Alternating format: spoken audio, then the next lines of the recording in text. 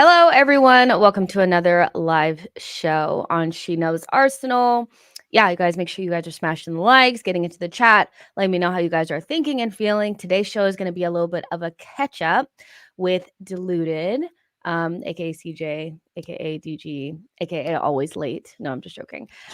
Listen, we have tons to talk about. Because, like, we've been winning games, we've been scoring goals. People are coming back from injury. How are you feeling about Arsenal right at this moment?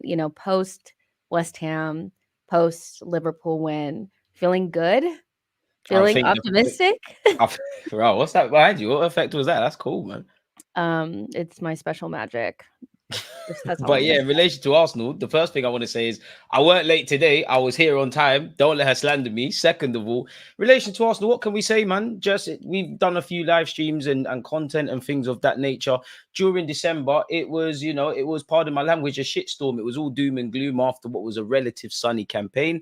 At the moment, we're ticking over 12 points from a maximum of 12. Massive result against Liverpool in through different contexts. A perfect performance against West Ham. As I said, we've taken great points, and it seems like whatever we've done in Dubai or wherever we went, it seems like we've arrested stuff that we were struggling with. And with caution, we've got to be filled with optimism that, we can salvage our season and we can actually enter this tough period of fixtures and have faith that we get maximum results, really and truly, man. As you could see, we spoke about it. For me, I feel above what maybe Mikel Arteta had to tweak tactically or technically.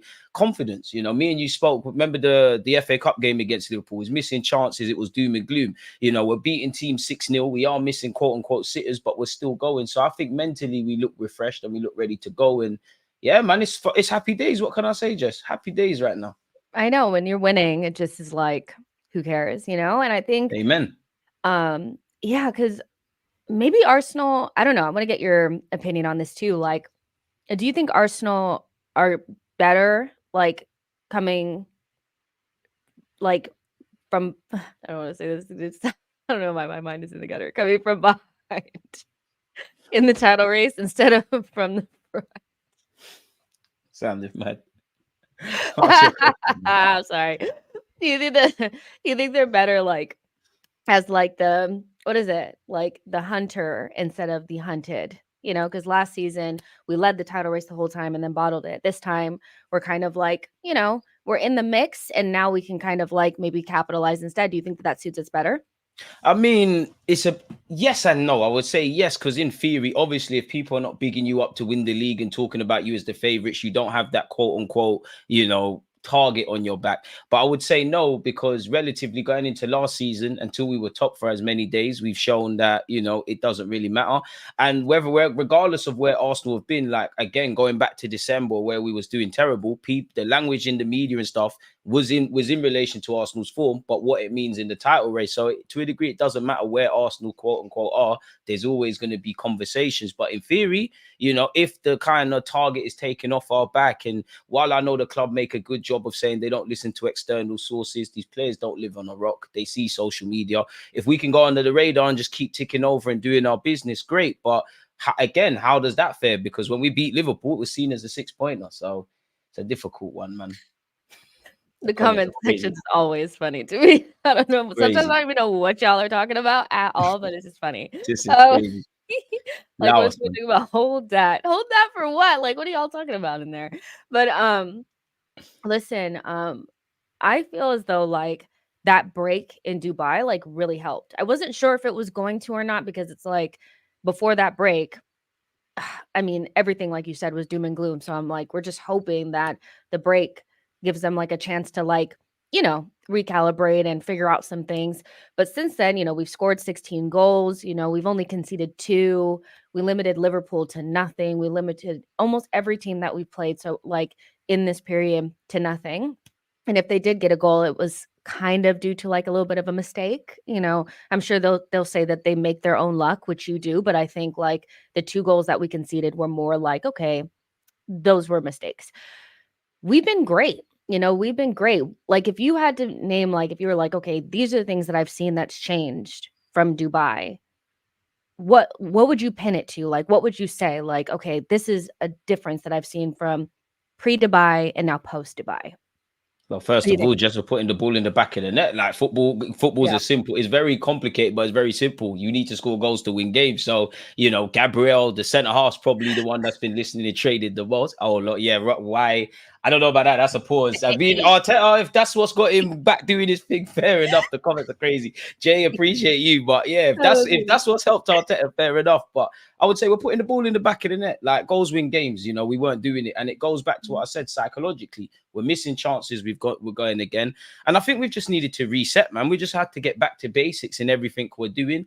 Obviously, certain players being back fit. You look at Benjamin White, he Mhm. looks like he's had a proper rest period and he looks refreshed again. Saka and Martinelli look recharged mentally. Trossard's come into it. So I would say psychologically more than anything, man. And actually, obviously, goals win games. So I guess that's a result of training. But I would say psychologically, sometimes you need to get out of an environment to kind of look at it through a different lens. And clearly that's what the guys had. And I think I'm not going to say these boys haven't been together because even during bad times, they've been together. But I would also say that I think the Dubai trip allowed them to bond beyond football, pause on all of Yeah. that. But yeah, we're doing our thing, man. I Yeah, think I that feel yeah, I feel like, putting the ball in the back of the net is the most obvious one for sure. Um, I feel like the player that stands out to me the most from, like, pre to post is probably Ben White. We've needed, like, a fit Ben White. I'm sorry, like, he was just, like it was wild, the form that he was in prior to, but I think, like, it felt obvious that he was injured, but some people were like, "No, he's just been playing poorly," whatever, but I think he's been really good, and we even saw, like, against West Ham, he inverted on the other side, which helped Kivior. Kivior had a good game. I know you've completely written off Kivior, you I think haven't he's completely written him off. I bum, mean, you go in your videos, I say I like the guy, whatever. but like the jury's still out, evidently, and it feels like we're scraping to praise him. Don't get twisted. What? Him earning a corner against West Ham was great. Him winning the header for Trossard's goal against Liverpool's great. But anyone who Not says the earning jury's the still not out on Kyrgios, you're lying. Like he looked good, but prove it, innit? damn, you hate him. Nah, listen, I don't hate Yes. anyone that plays for my club. I like Kyrgios. As I said, I just think the man needs some confidence. And the better he plays, I like everyone who plays well. Simple as that, innit?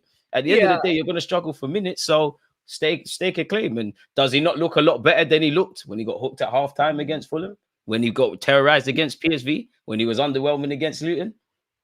Fair enough, Jess. I'm dying. Okay, I got you're so receipts, mean. man. When it comes to Kivior, you're so mean, like, seriously. Football's You have mean. an agenda. I, It's don't- I and ain't it's got an okay. agenda. My only agenda is seeing Arsenal having a complete squad. I ain't got an agenda against Kyrgios. I ain't got an agenda against no one apart from Cedric. And I even rate Cedric because he's earning a lot of money at a club he Mhm. shouldn't be at and actually playing games. Yeah, Tell me, man. yeah, of course, like, with Kivior, kinda like Havertz a little bit, it's kind of squinting to see the positives, because it's not like he went out there and did anything like, he did his job, but at least he did his job because in games prior, it was like, "Damn, like, what's going on?" So I thought Exactly. Ben White inverting helped him a lot, and it also showed that Ben White has more to his game because he's been kind of, like, on the other side doing the overlapping and stuff like that, but he could pinch into midfield, and I thought that made a huge difference, and I've been really impressed with his performances now post Dubai. I feel like we've needed that because our right-hand side is so important to, like, everything we do. Facts. Also, like, I feel and I mean, I always kinda feel like this. I know that because he's probably, like, my favorite player, it's like but I do think Odegaard's been really, really good too. I thought he was good against West Ham. He's creating chances for fun. Now people are actually putting them Wonder God. away. Yeah, he's been great. So it's nice. It's nice to see that players are going upwards in their trajectory from now because if there was any time that we needed to click, it's probably now.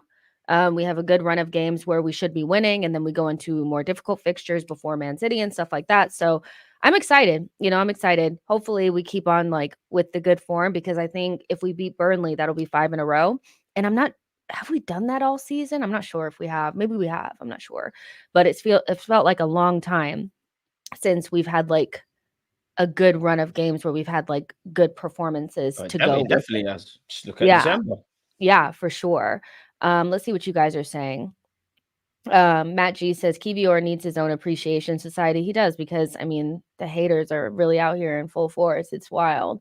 Jack says so show some love to the team. Don't matter what.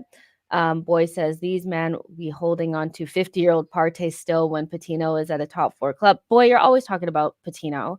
I don't think about Patino like at all. Like, I'll be so honest with you, I don't think he's coming back. Like, I don't know what to tell you. I don't think he's coming back.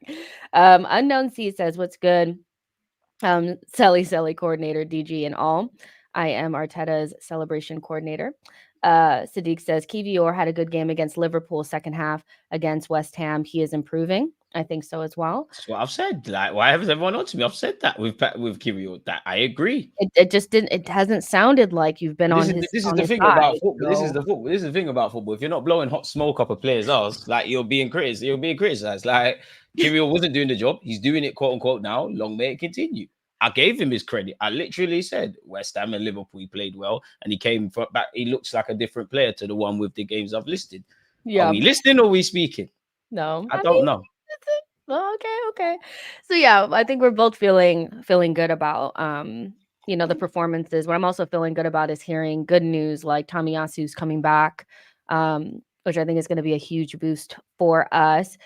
How do you feel about Tommy? Do you feel kind of like the same ways? Because I remember we kind of spoke about like this when Partey was coming back that like we've seen this story before. Do you feel the same way about Tommy? Because he's Obviously, I give Tomiyasu a lot more leeway than Thomas Partey because it just feels like Partey is the poster boy for Arsenal injuries. But unfortunately, yes, that's the only kind of blot you can put against Tomiyasu's name. He can yeah. play across the defense because he can play left back, Shoney play right back. Just before he went off to the Asia Cup and got injured, he's never going to be the best or the most expansive player in the final third out of our fullbacks, but I think he was improving in that regards. And Mhm. yeah, it just sucks that once again, he's on this merry-go-round of coming back to fitness, getting injured. But I do have a bit more optimism because it feels more like a precaution with Tomiyasu not playing against West Ham more than You think? we couldn't bring him. So hope the man stays fit, but we have seen this before with him. Would you start him against Burnley? It's a difficult one, man. It's a difficult one. It really is. It would depend on, and again, it's one where you'd love to be a fly on the wall at London Coley. If he's genuinely fit, then I'd put him in at left back. But at the same time, pardon me, if the same team goes out there against Burnley, everybody included, I can't really have complaints. You would love to hear some positive fitness news about maybe Vieira being on the bench, Jesus and Zinchenko being back in some capacity, but it all depends on the fitness, man. If it was just as white and black as starting him, yeah, I'd probably play Tomiyasu against Burnley, but I think maybe the same team deserves to go out there, really, barring a change or two. Yeah, I'm kind of thinking about, the Porto game because that's going to be so important for us to make sure we get out of there with a win. We really do. And so I'm like, do you give Tommy a couple of minutes in the Burnley game to make sure he's fresh to play that game? As if I have to choose my lineup for Porto today, Tommy's in it. Um, so do you give him the minutes or do you save him just so make sure he doesn't get injured? I don't know. That's up to Arteta to figure out, but it's nice to at least have some options to think about, So um yeah, we'll definitely see about that. Vieira will be back soon. No one cares about Vieira but me. I think Vieira has a part to play from now to the end of the season. I'm literally probably the only person that during this time has been like, "Where's Vieira?" I Do you mean, he think makes Vieira our has a bench place? stronger, and I'm Huh? sure he makes our bench stronger, and I'm sure he wants to play against Porto. That's a special game for him returning home and whatnot. We need every player we can have fit in it, really. Yeah, for sure. I mean, it was just I feel like there was only like 1 or 2 games where I looked at the bench and I was like, "Damn, we have a bench for real. Like, look at this. Like Tomiyasu's on the bench, so and so's on the bench, blah blah." And since then, it's just been like, damn, like this last bench that we had against West Ham was wow. The squad Like, was down to its bare bones. Like, obviously, the yeah, result was perfect, but the yeah, squad is very fully stretched. yeah. So I'm definitely looking forward to seeing more of our players come back. But like I said, I do think that Vieira has a part to play. I think Emil can have a part to play. Who's that? He rolled his ankle in Wait, training. injuries happen. No, who? I don't know who. I heard you say a name. I didn't quite catch it. What name did you say? I did. Oh, Emil, Smith Rowe. um, Okay. Go on. he Yeah, could like I just, said, I didn't hear. be available for more than 1 game at a time. I I think that would mean, be super useful, because it's kind of like a game and then a couple games out, then a game and then a couple days out. So has he that could just really been the case this season for the large part? He has And had some injuries, but you look at the games he was available for and he weren't playing. He seems like he's turned the corner with injuries, being devil's advocate. I yeah, don't know, man. okay. Well, both of them have a part to play. I mean, it's unfortunate that we're All not of them. still in like domestic cups and stuff like that, but everybody's gonna have to play their part.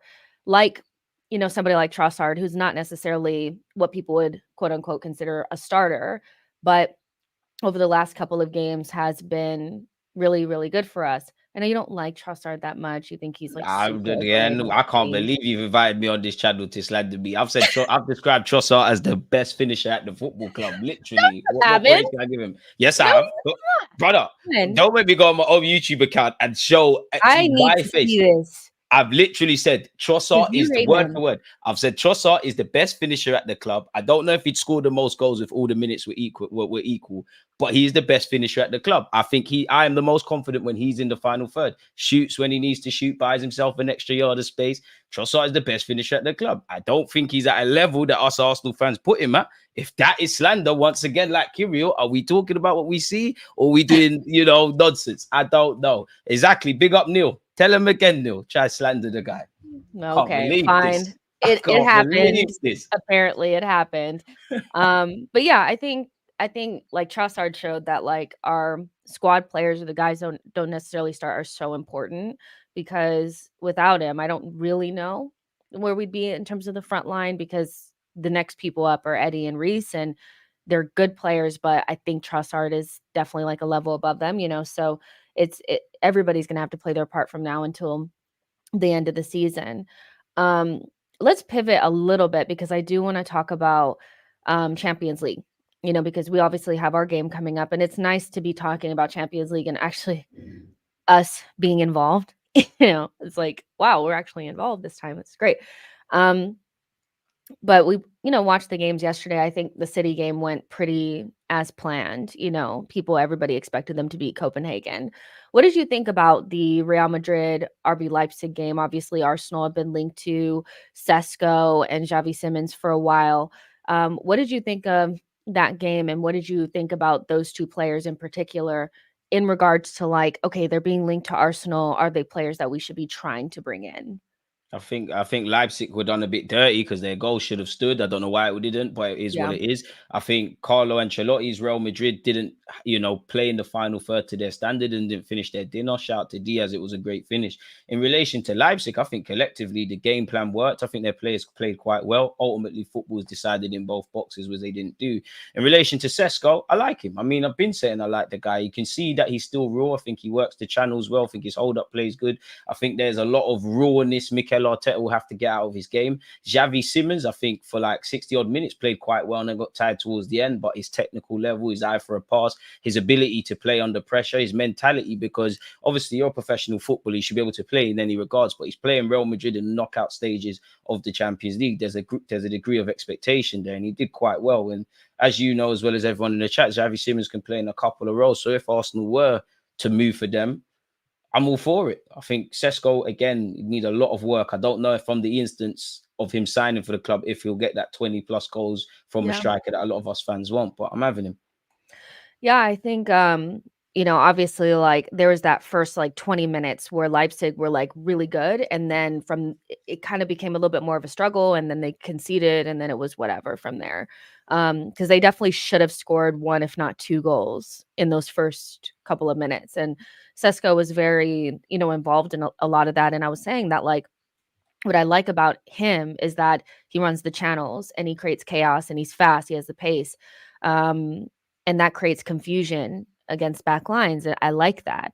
Osimhen also does that, but he's obviously the luxury pick. And I think a lot of us in our heart of hearts do feel like he's going to end up somewhere else, so you have to look at other players that can do those things. Now, there are like two schools of thought, like that Arsenal definitely shouldn't be looking at projects because we need to win now.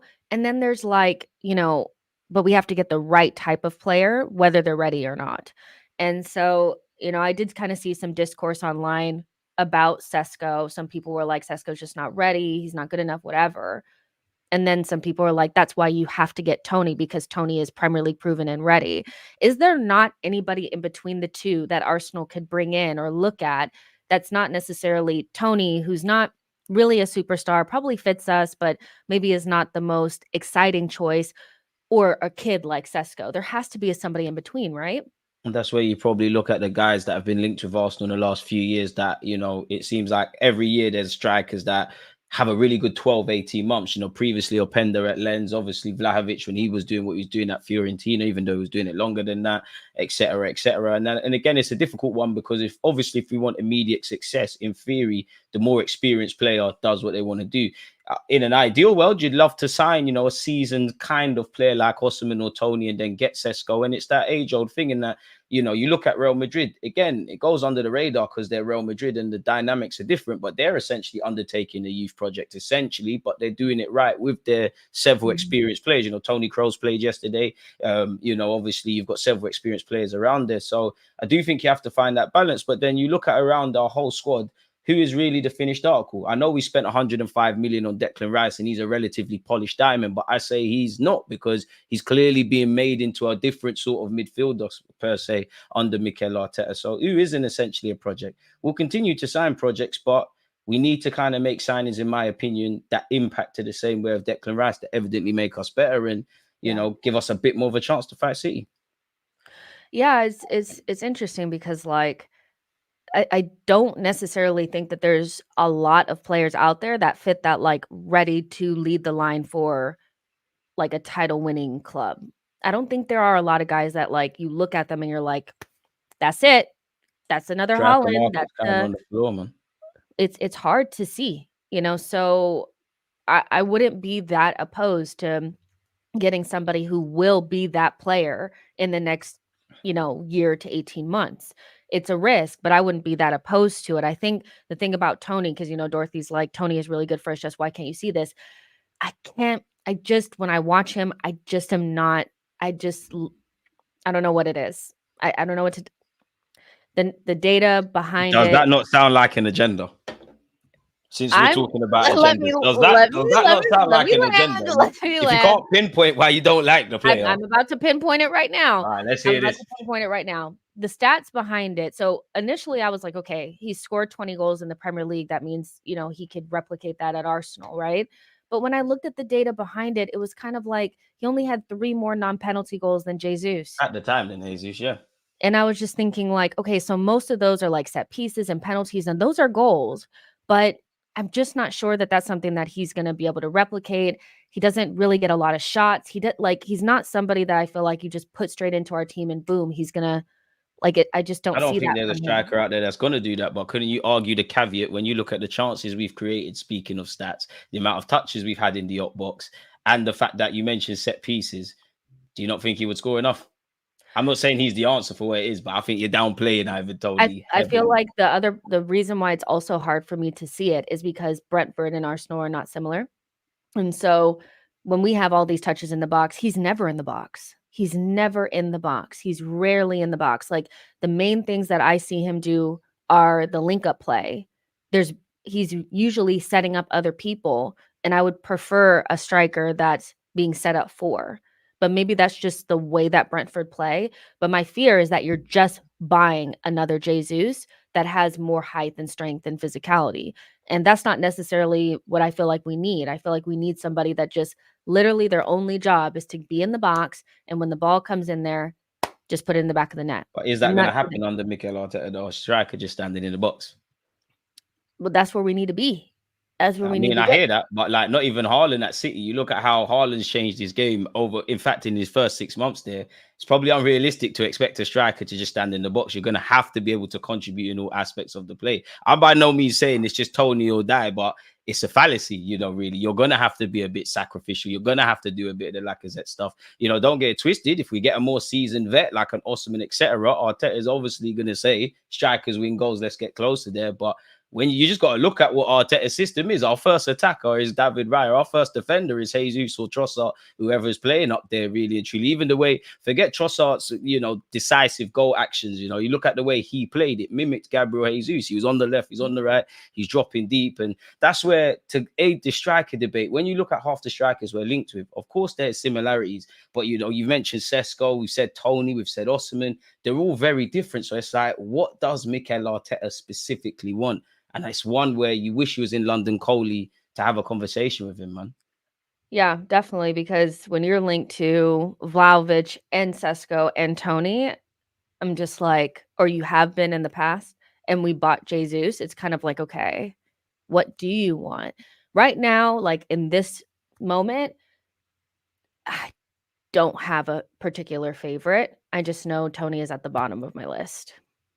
That's Fair enough. just all it really is, so but I understand why people, watch Sesko and weren't moved by him because he missed quite a few chances and he petered out towards the end of the game. Like, he just did, so I could see that, but I wouldn't use a game against Real Madrid as like the benchmark for whether or not he can come in and become a really good striker for Arsenal. But again, he also probably wouldn't be top of my list either. So it's an interesting one. I think the striker conversation is going to rage on. I feel like some people are going to be pissed if we get Toney. Some people are going to be delighted, whatever. But just kind of feel like that's the most obvious choice to go with. So, yeah, we will definitely see about that. There was a report that came out today about Arsenal kind of like moving towards Nico Williams instead of Pedro Neto because of Pedro Neto's injuries. Is that the right decision?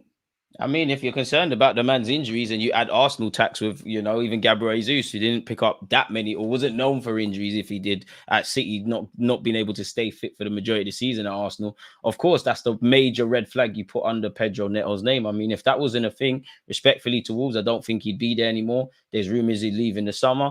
And for me, where the wide area is concerned, if you like Nico Williams, if you like Pedro Neto, great, just bring that in because we need a striker and we need a wing, of course. There's scope for Gabriel Jesus to fill out wide if we do sign that seasoned veteran or that top level striker. But yeah, man, we need another winger, and you've seen it where we've tried to buy Pedro Neto in the past, allegedly, Rafinha, Mudryk. Again, people have their comments about Mudryk, but it seems like Mikel Arteta probably wants an explosive kind of winger because Saka has explosion in his game, but he doesn't really do that. Martinelli be the closest to it. Obviously, Trossard's a bit cute. Maybe that's another gear for us to go up, really, if that's on the bench. And stretching out games and whatnot, I'm all for it. And you'd imagine with Arteta and the majority of his coaching staff being Spanish, just away from Arsenal and analytics and scouting, they're watching La Liga. So if they believe in Nico Williams, who's of the right age to tie in with our squad, get it done, man. He's definitely better than his brother. That's not hard, but yeah, man. I was about to say, yeah. But yeah, I feel like I almost want to see Arsenal do the right thing. And like, if there's a player out there that obviously has injury issues, to like not go get them and to go get somebody who doesn't have those. I think at this current moment, Pedro Neto is better than Nico Williams, mostly because we've seen him in the Premier League, mostly because of that. Statistically, when you look at Pedro Neto, it's not really like he's that much more prolific or gets that many more assists than everybody else. But when you watch him with your eyes, you can see that he's a top quality player. You could see it. But I am worried about the injuries. I am. Rightly so. We've seen it before. Now you could say that like, well, we've had players in the past that we've bought that had no bad injury issues and then came to Arsenal and got injured or became injury prone. And I see that point that you can't really predict anything, but I've never seen anybody go the opposite direction, meaning being injury prone and then just all of a sudden not being injury prone. So I think you could guarantee that Pedro Neto will continue to have injuries. But which you can't guarantee that Nico Williams won't come in and have injury issues of his own. But I'd rather see Arsenal just veer away from the guy that we already kind of know, is going to have those issues. Nico Williams is interesting because I like the profile of somebody that has like the natural dribbling ability that maybe Saka and Martinelli don't have. And I know that that sounds like so weird because it's like we know that they're both good dribbling, like we know that they could beat their man, but I don't feel like they're natural wingers, so they don't have that like natural 1v1 ability. Does that make sense? Do you know what I mean when I say that? Yeah. Does it sound Yeah. more? Yeah. Yeah, I'd slightly disagree, but yeah, like obviously we live in it. Unfortunately, though, we're in a day and age of inside forwards. Like the players that hug the touchline or are very skillful, they're not really effective in today's day and age. But I think we do need pace. So if Nico Williams can take that raw, aggressive pace and that strong ball carrying and marry that with obviously being a difference maker and probably improve his goals and assists at Arsenal, make it happen, man. But he's someone that looks like they're in highly regarded. He's still linked with a couple of other clubs. But to be fair, whether it's Neto, whether it's Williams, go after who you want to go after, Arsenal. Just make sure come the start of the season or better yet, end of the transfer window, we have, for me anyways, we have a striker, we have a right winger, we have addressed central midfield with all our options, and anything else Mikel Arteta requires, man. Get Yeah, it done. I'm actually really relaxed about the winger scenario. Like way more relaxed about that than the striker, because if you get Pedro Neto or Nico Williams, I feel like I'll be happy with either, despite me having like, I know Pedro Neto will do well at Arsenal. He'll just have injuries, that's just what it is. There's 300 of you guys in here. Make sure you guys are liking the video, subscribing to the channel. Emilio, can you please stop spamming the chat? I just put you on timeout. You just came back and did it again. Can you please stop spamming the chat? It's really annoying. I don't know why you keep doing it. I'm actually going to put you on timeout when you come back, please. Undead Minion says, what about the Mbappe rumor? Do you want to address it? We know we're not getting him in it, but the dream is free. The dream is the illusion's great, but Yeah. yeah, we just don't have the facilities. It'd be lovely to see him sign for the club under the premise of being the next Thierry Henry, but he's going to be on big wages. I don't imagine Arsenal are going to bend their rules to bring Mbappe in, even though there'll be benefits. So it's a great talking point, but it's a non-starter, really and truly. Yeah. Yeah. I think what's interesting is that people are willing to dream about Mbappe, but if you even suggest like a Frankie de Jong or something like that, people are like, "Oh no." I'm like, "Well, if you're willing to dream about Mbappe, then you should dream a little bit about Frankie de Jong."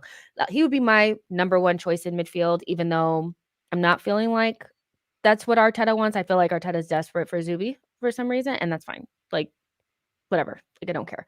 We got Declan Rice, and as far as I'm concerned, like, just add somebody that balances out that midfield, and I'll probably be okay with that.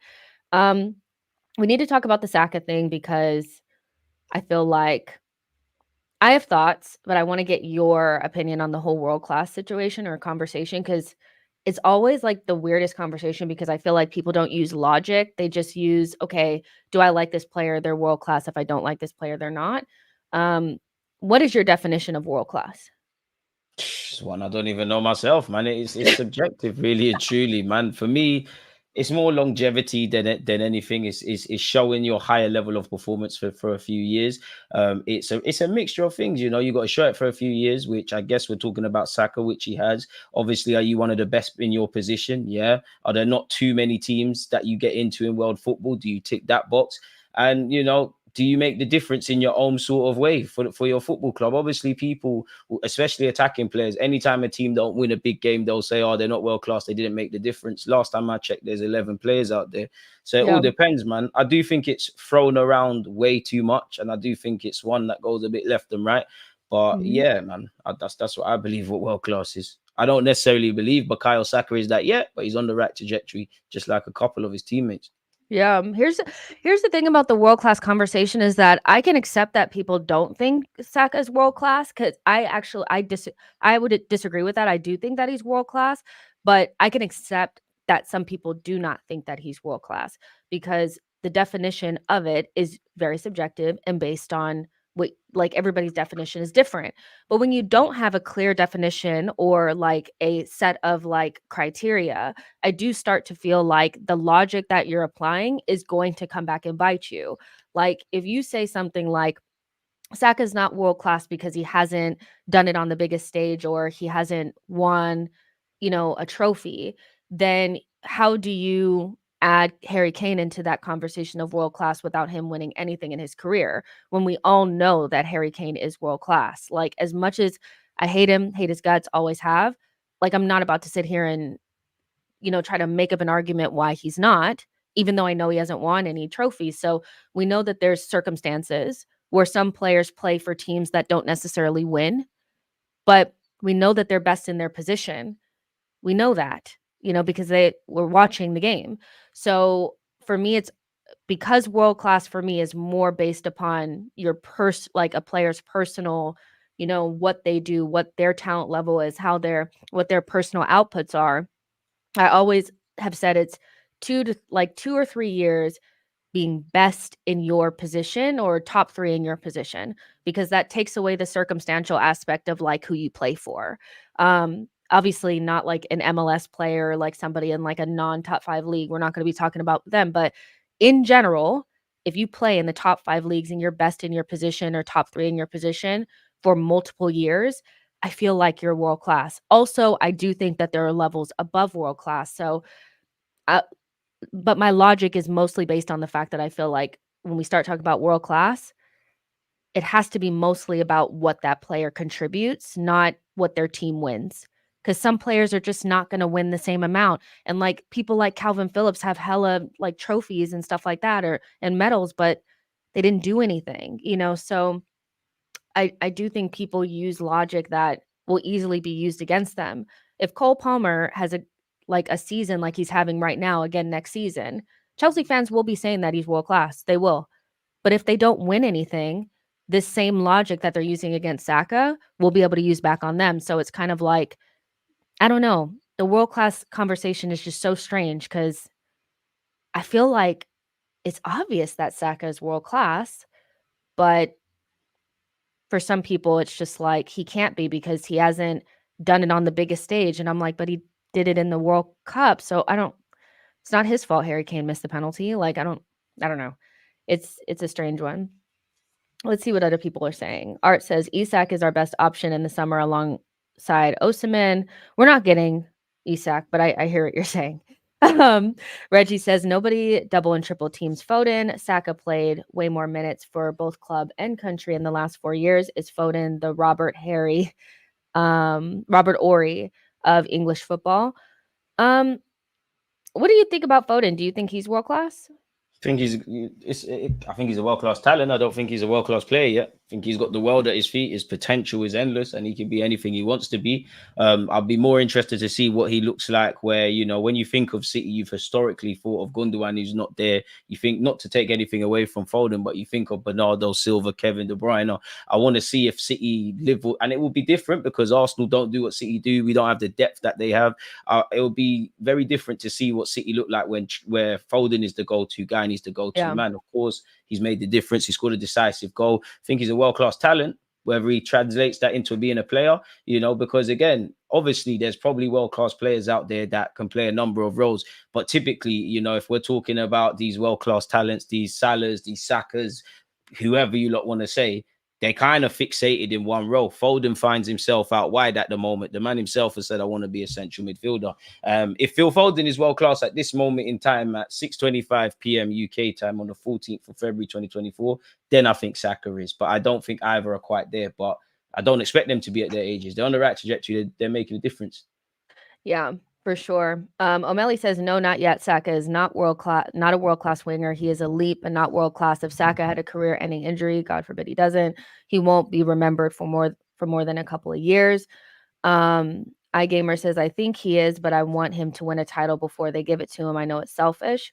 Happy says, "You're finished on here. You guys are talking to each other." Marco says, "A world class is consistency plus ability plus deliver big games, big moments. All three combined make you world class." I feel like that's a good way to think about it. And maybe Saka hasn't had enough big moments in big games, or games that like were outside of like a league game, I mean, like let's a be real. Fans hate, semifinal or man, something. because one thing about Saka, they say he's not entertaining. There's a bag of play, and Saka is fairly entertaining, but there's a million players who can do 1,000 step overs. They're not making a difference. There's Yeah, very few big clubs that Saka has been able to play, and he hasn't made the difference for club and country. And I think he's elite. I don't think he's world class, but it just feels where Saka's concerned, there's a lot of goalposts being moved. But it is what it is. He's not the first or the last player to do that, really. Messi used to have that. It feels like way back when, but people used to say Messi's not world class because he hasn't done it against an English club. And you've seen, probably from '09 onwards, there's not an English club he hasn't played and he hasn't, quite frankly, destroyed.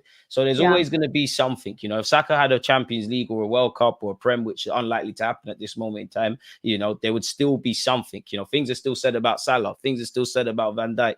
Things were even said about Alexis and Eden Hazard and go on and so on and so forth. Cristiano Ronaldo at a point as well. So it always happens, man. That's football for you. But Yeah, every rival fan that hates on Saka, when they're done talking nonsense, they would love to have him in their club. It is what it is. it's it's so true. I feel like a lot of times it's just mostly based on the fact I do think some people are still bitter that they got Saka really wrong. I remember there was a period of time where rivals had said that he would never be a winger because we started playing him as a winger and he was kind of like in between. Like for England, he was still kind of playing left back and he doesn't have what it takes to be a winger. And now he's completely turned that around and he's definitely one That's of what he's those doing, man. guys. So I think instead of just saying, "Yeah, I got it wrong," people are just like moving the goalpost, moving the goalpost, moving the goalpost. People were just very wrong about Saka. He didn't have the hype that other people had. He's not Foden, who from the time that he started at Man City, he was the best English talent. He's just quietly gone about his business and has slowly become one of the best in his position. And it just kind of is what it is. Like, but again, like I said, I'm okay with people not thinking that he is, but make sure your logic is sound. Make sure it's sound because you can't just be saying, Yeah, "Well, man. he doesn't hasn't done it on the biggest stage when he played in the World Cup and he was good." So I don't know. It's just weird to me. Just keep doing what you're doing, Bakai, with an Arsenal shirt, man. Who I feel cares? like he will. Like I feel like he will, and it's That's all like that it's matters. not. Yeah, and the other thing too, though, like is if Arsenal don't have any world class players in their team, which a lot of people say that we don't, and some Arsenal fans also feel the same, then I do think that you have to start to we should have bigger conversations about what Arteta's doing, despite not having any world class players to his disposal.